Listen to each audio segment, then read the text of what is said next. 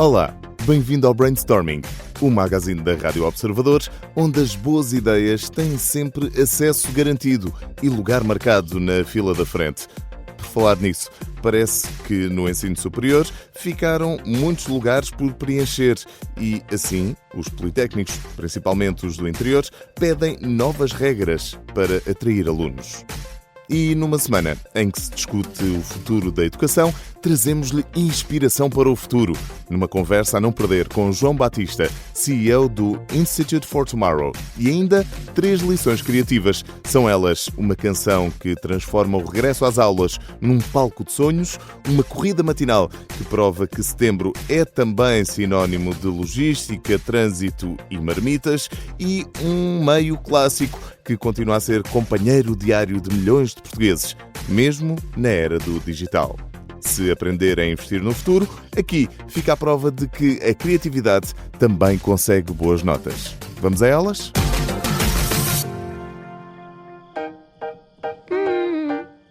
Começamos pela Staples, que este ano chamou Bárbara Tinoco para dar voz ao regresso às aulas. Toda a gente quer ser futebolista. A cantora criou uma canção e um videoclipe originais que celebram o talento e os sonhos das crianças.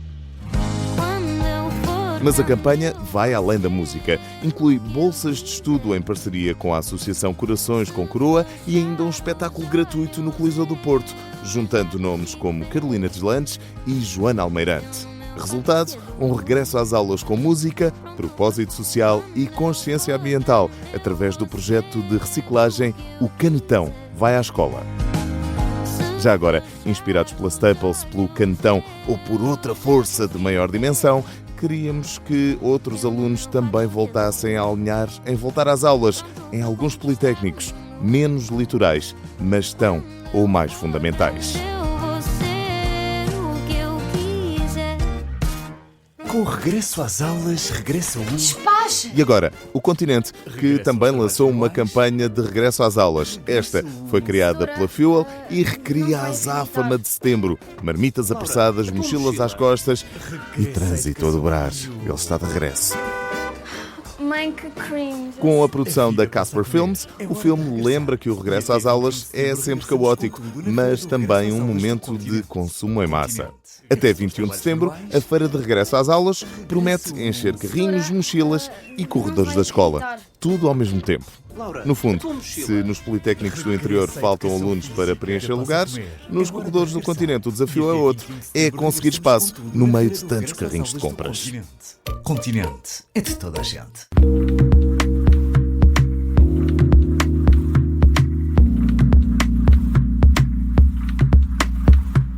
Nesta edição do Brainstorming temos o prazer de conversar com João Batista, founder do Institute for Tomorrow, que é a mesma coisa que em português dizer que é o fundador, não é, João? Exatamente.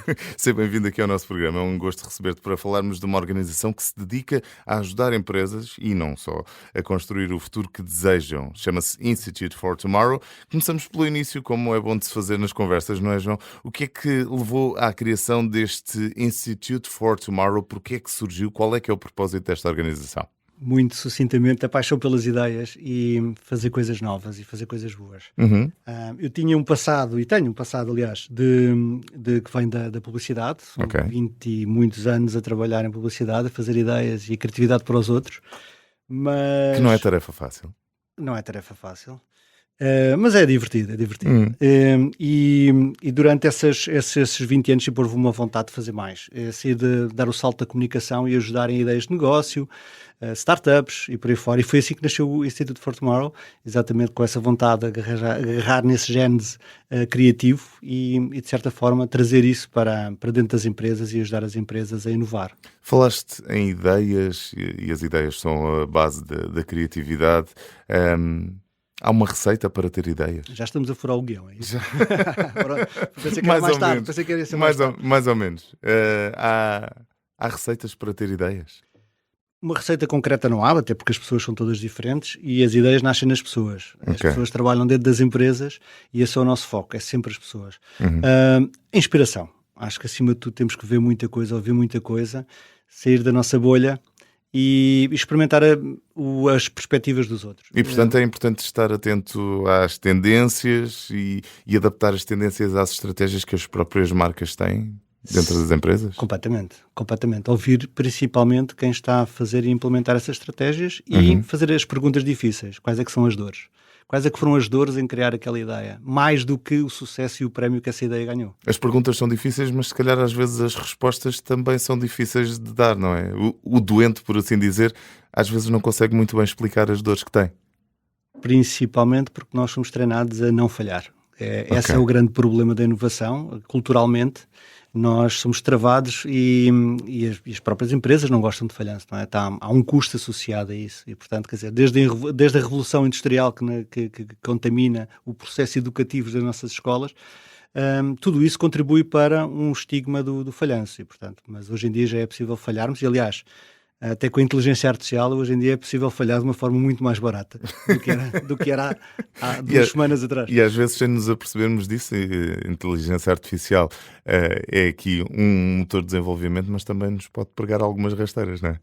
Não, completamente. A alucinação é uma realidade dentro desta. A inteligência artificial é uma ferramenta, atenção, é como um trator. Uma ferramenta alucinada. O que nós fazemos com ela e o que ela pode fazer na sua autonomia. E portanto, essa aversão à falha é também um travão à inovação? É um grande travão à inovação. E esse é o principal... Mas as empresas têm que apostar nisso para se diferenciarem, para seguirem em frente? Tem. Normalmente elas contratam empresas externas para tratar disso.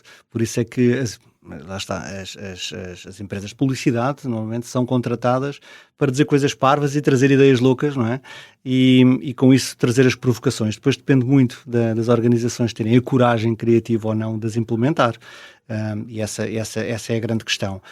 Hoje em dia já temos alguns diretores e CEOs que realmente já são o próprio motor da inovação dentro das empresas, são uma referência de inovação e eles próprios já gostam de trazer essa provocação. E portanto, quer dizer, está tudo a mudar a uma grande velocidade e é exatamente esse motor dessa inovação que é preciso trazer para dentro das empresas e essa provocação de falhar e de estarmos cada vez mais a tentar inovar sem tentar falhar. Essa inovação que serve para antecipar o futuro, é possível antecipar o futuro seguindo essas tendências, estando atento ao que está a acontecer no mercado, não só nacional, mas sobretudo global? Eu acho que, quer dizer, obviamente que ninguém estava à espera que, já que falámos de inteligência artificial, houvesse este boom tão rápido e tão cedo. Até porque a inteligência artificial já existe desde os anos 60 ou desde os anos 30 que já se fala em inteligência artificial, mas realmente agora... Mas agora as capacidades generativas vieram transformar tudo. Portanto, essa previsão do onde e quando, mas estava guardada no segredo de alguns deuses.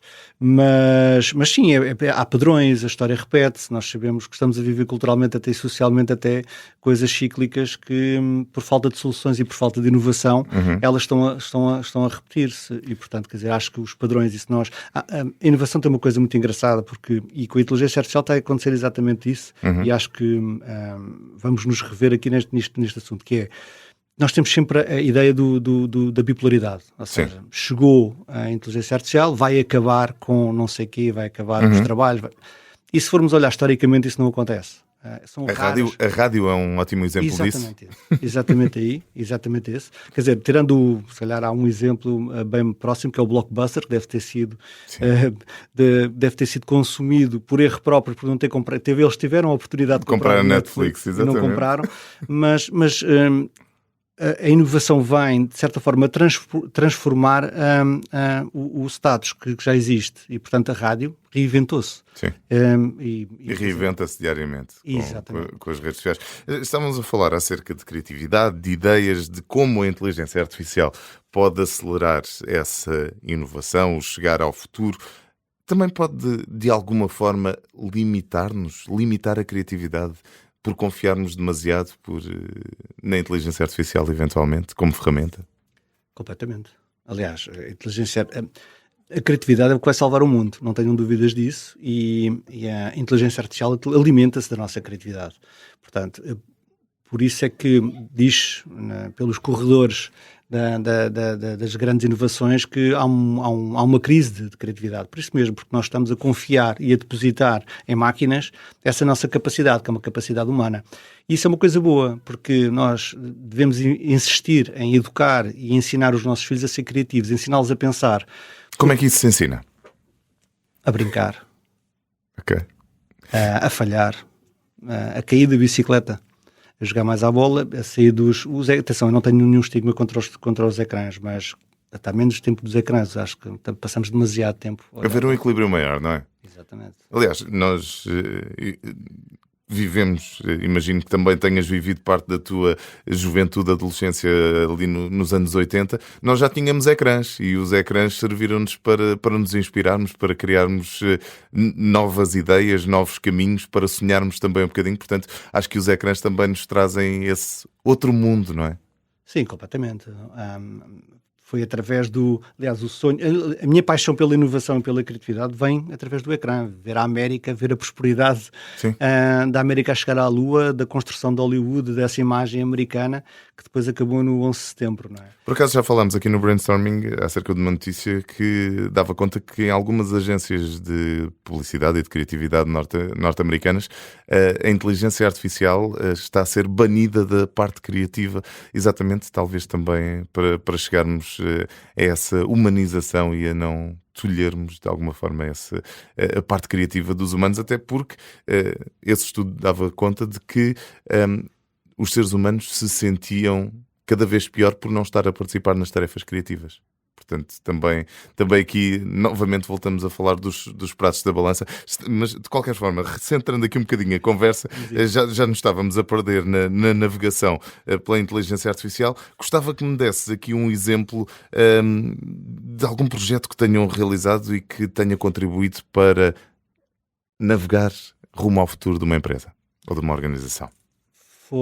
É sempre complicado nós falarmos dos projetos mais recentes que fazemos. É como falar de um filho, não é? É pelos motivos... Destacar um dos filhos.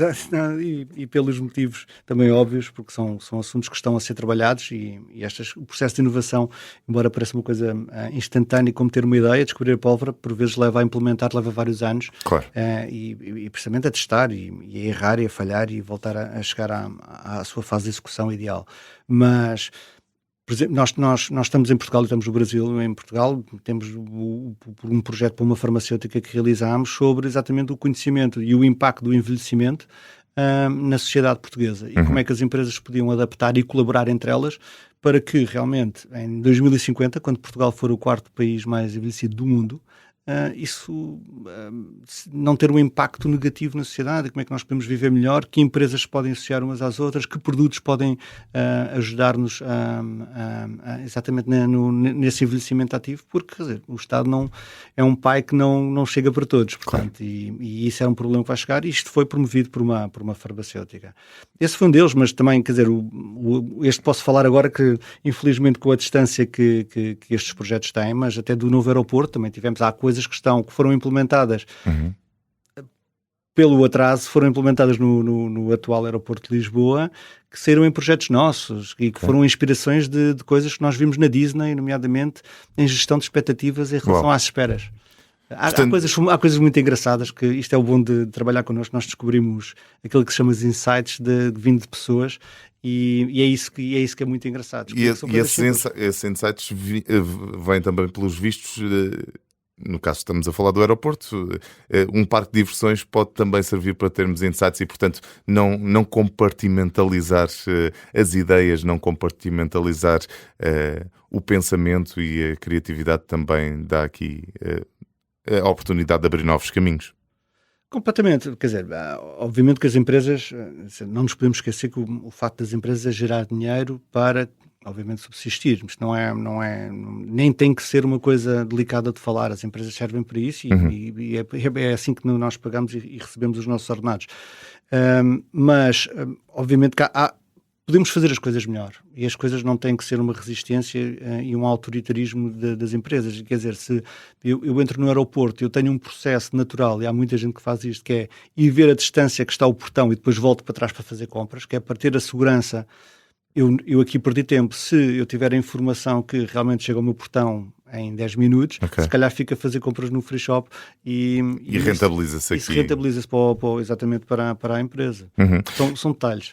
Quero perceber também no Institute for Tomorrow como é que funciona na prática um projeto com uma empresa. São as empresas que vos contactam, são vocês que contactam as empresas, existe aqui... E depois de haver este contacto inicial, como é que se desenrola o processo? Não quero saber segredos, os segredos que põem na massa, mas... Nós até somos conhecidos no mercado por termos muitos amigos. E é verdade que chegamos a trabalhar com, e temos dentro dos nossos projetos, empresas que eu acho que se pode dizer que são concorrentes, mas não são. Ok. Nós não temos assim uma concorrência direta, nem as consultoras. Portanto, o nosso processo começa pela inspiração, e há várias formas de nos inspirar. Uma delas que nós fazemos são, por exemplo, vamos agora à China em outubro, fazer uma imersão exatamente nas novas tecnologias, relacionada com o comércio digital e com o comércio das redes sociais.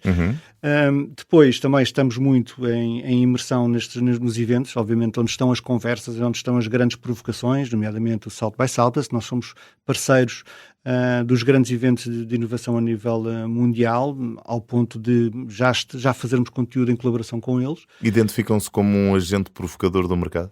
Sim, completamente. Se não for para ser provocado, não vale a pena sequer estarmos a falar. Nós temos esse papel provocador, esse papel de ter a conversa que vai ser desconfortável, mas só a partir desse desconforto é que se calhar vamos conseguir chegar a uma inovação. Porque, atenção, o Steve Jobs não foi para a Rua da Prata fazer inquéritos de rua, perguntar às pessoas, quer dizer, o que é que elas, como é que iria ser o telefone do futuro, não é? Sim. Portanto, não é pela média que nós vamos lá chegar. Tem que ser através do desconforto, tem que ser através destes olhares do outro lado, através exatamente do ponto de vista se calhar, de quem trabalha na própria empresa. Mas existe um processo típico para isso acontecer? São Existe. vocês que vão ter com as empresas Existe. ou esperam que as empresas venham ter convosco? Fazemos as duas coisas. Ok. Por sorte tem acontecido a segunda versão. São grande parte das empresas que estão connosco que nos provocam e nos trazem os desafios. E o nosso processo é esse, passa por inspiração, depois passa pelo reajuste do desafio, porque normalmente as empresas sei lá, é o clássico, não é? Vamos fazer um website e já estamos a pensar no output quando ainda nem pensámos no problema, e portanto há um reajuste desse mesmo problema. Depois, então, voltamos a uma nova fase de inspiração, uma nova fase de provocação, e então passamos para a ideia e para a tentativa de implementação e de falhanço. E internamente, como é que isso se faz? Como é que se promove a criatividade e a colaboração para que depois também consigam colocar isso nos parceiros e nas empresas com quem trabalham? Eu tenho a sorte de ser aquele que... Eu não gostava de ser os meus sócios, porque todas as semanas, todos os dias, surge sempre uma ideia nova e uma coisa nova e um rumo, e eles estão sempre a puxar-me para a terra. Mas sim, é mais difícil até porque nestes projetos que nós colaboramos surgem ideias. Nós temos aquilo que nós chamamos um parque de estacionamento de ideias, Ok. onde estacionamos algumas ideias, e agora... Brainstorming é o vosso nome do meio. Exatamente. Não, exatamente. O processo de brainstorming é exatamente esse. Nós não olhamos apenas para uma ideia, analisamos e temos várias ideias. E depois escolhemos a ideia ou trabalhamos a ideia que achamos mais ajustada, e no final, aliás, estamos agora em fase de processo em pensar num modelo de como aproveitamos as ideias que nós estamos a ter e criar ideias de negócio paralelamente, até porque grande parte dos nossos clientes dizem, e isto aqui sem querer referenciar ninguém, dizem, adoro o que faço, adoro a minha empresa, mas adoro o que vocês fazem e quero não sei como, não se ajuda-me, mas eu quero fazer parte do Instituto. E isto tem sido muito recorrente, e nós estamos a pensar uma forma de, não diria reciclar, mas se calhar incluir amigos dentro do nosso processo, para que as pessoas tragam também aquele projeto que está lá escondido na criança. Ok. Portanto, quase também aqui uma nova área de apoio ao empreendedorismo, quase o Institute for Tomorrow a servir como business angel, pode-se ver assim? Ou, ainda que não seja, ainda que possa não ser com o apoio financeiro, mas como catalisador e mobilizador desses novos projetos. Queremos ser um veículo. Sim. Ok. Queremos ser um veículo, talvez não financiador, mas queremos ser o veículo que permita às pessoas realizar os projetos, quer sejam pessoas, marcas, empresas. Claro. Queria só perceber, já estamos quase no final da nossa conversa, mas queria perceber se as vossas ideias, aquilo que fazem, se adapta a qualquer tipo de empresas ou se está destinado apenas aos grandes negócios, às grandes marcas? Não. As grandes marcas têm grandes desafios também, não é? Mas nós olhamos para a pessoa e, como eu falei no início daqui da nossa conversa, não é? A ideia nasce da pessoa. E nós, antes de mais, trabalhamos as equipas e trabalhamos a aproximação e a forma como flui a ideia dentro dessa equipa, com as tais provocações, com alguns métodos, com conversas, com formas de trabalho, e depois, quer dizer, a partir daí nasce a dimensão dentro da empresa e trabalhamos o fluxo da própria da organização, não é? Se alguém estiver a ouvir a nossa conversa e estiver a pensar, eu precisava disto na minha empresa, pode falar com o Institute for Tomorrow? Claro que pode. iftomorrow.institute, ou então eu sou bastante responsivo nas redes sociais, portanto também será fácil de me encontrar. João Batista, fundador do Institute for Tomorrow. Estamos praticamente agora sim no fim da nossa conversa. Lanço sempre um desafio aos nossos convidados, também o lanço a ti. Qual é que é a música que associarias ao Institute for Tomorrow e porquê? Para já, nós tocamos aquela frase, não é? Acho que a nossa música vai mudando com o cliente, mas é uma provocação muito engraçada, porque de certeza que os meus sócios, muito mais culturalmente no Brasil, terão outra resposta, mas eu escolhi uma que de certa forma está ligada à inovação, está ligada a um grande insucesso, mas a música em si, pela pessoa e pelo inovador que é um grande sucesso. Estou a falar do Jean-Michel Jarre. No lançamento do Challenger, que ele tinha a ambição de tocar a primeira música no espaço. E então tinha feito um acordo com o astronauta, que infelizmente faleceu, não é? Em 1986, quando o Challenger explodiu. Explodiu depois mas The Force Rendezvous, não é? Acabou por ser um grande sucesso e ele até bateu recordes de audiência ao vivo, 2,5 milhões de pessoas em concertos. Não é? E assim fechamos de alguma forma o ciclo da nossa conversa, onde percebemos que não há que ter medo do erro, não há que ter medo de falhar, e é também através desse erro que podemos inovar e seguir rumo ao futuro. João Batista, fundador ou founder do Institute for Tomorrow. Obrigado por teres vindo ao Brainstorming e até breve, João. Obrigado pelo convite.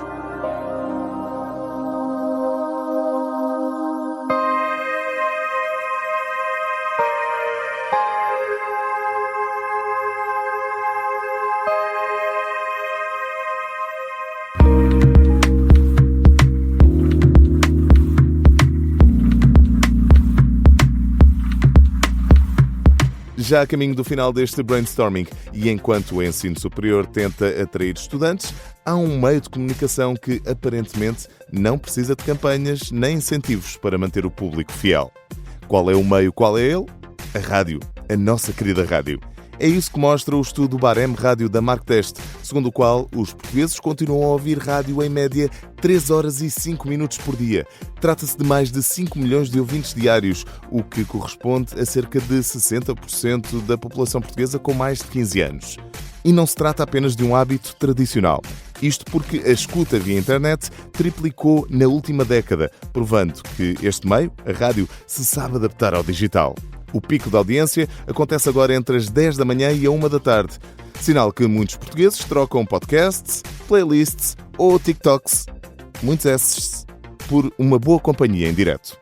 Entre os mais fiéis estão os homens de 35 aos 54 anos que chegam a ouvir quase 3 horas e meia de rádio por dia. E voltando à dinâmica do ensino superior, se nos politécnicos há cadeiras vagas, na rádio há casa cheia, ouvintes atentos. E muitos temas para descobrir, muito para aprender também, todos os dias. Resumindo e concluindo, esta semana vimos que a Staples afinou o regresso às aulas com música, bolsas de estudo e reciclagem, o Continente provou que setembro é um teste de resistência para as famílias e um maná para o retalho, e a rádio confirmou que continua a ser um manual diário de companhia, adaptando-se ao digital, sempre sem perder voz. Enquanto os politécnicos pedem reformas para atrair estudantes, o mundo das marcas mostra que, com propósito, criatividade e relevância, não há cadeira que fique vazia. E talvez os politécnicos possam também aprender um pouco com isto. Quanto a nós, voltamos para a semana, terça-feira, depois das 3h30 da tarde, na Rádio Observador e, claro, a qualquer altura em podcast, nas principais plataformas e no site e na aplicação do Observador. com a ajuda à produção da Inês Neto e a sonoplastia do Pedro Oliveira, eu sou o Hugo Silva e até à próxima edição, lembre-se, quando o acesso parece difícil, a melhor propina continua a ser a de uma boa ideia bem aplicada. Até para a semana.